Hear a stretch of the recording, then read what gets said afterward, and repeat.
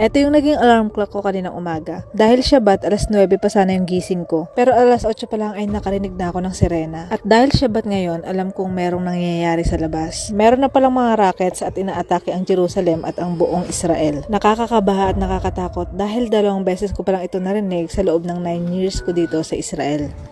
There are a lot of things I can't report right now because of operational security, but things are very, very bad along the Gaza border. Small arms fire, continued rocket fire into southern and central Israel. Soldiers doing what they can to hold lines around here, but it is a very, very bad situation, one of the worst that I've seen between Israel and Gaza.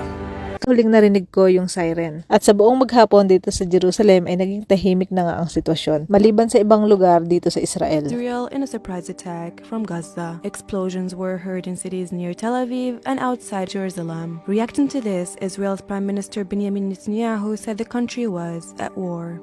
אנחנו במלחמה צריך לשמור על קור רוח. אני קורא לכל אזרחי ישראל להתאחד כדי להשיג את היעד העליון שלנו, ניצחון במלחמה. At ngayong gabi nga, ito yung kaganapan dito sa Central Bus Station dito sa Jerusalem. Napansin ko na medyo naghigpit sa security kasi after Shabbat, ayan, balikan na sa trabaho. Alas 8 nga sana yung first bus na sasakyan niya. Sinamahan ko pala sa April dito sa station at pupunta siya ng Bnei Brak. Ito yung reality dito kahit nag-start na yung war, kailangan mo pa rin pumasok dahil nga may trabaho ka. Kahit ayaw mo, kailangan mo talagang gawin, kaya dobling ingat lang talaga.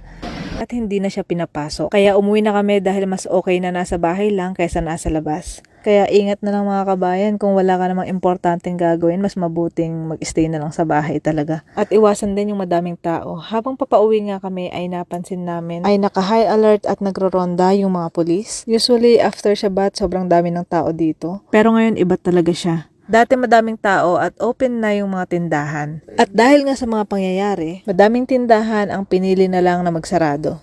Pagka-uwi nga namin ng flat, ay nag-declare na din na itigil ang operasyon ng train at ng bus. Sa 1,500 naman yung sugatan. So yun lang guys ang kaganapan.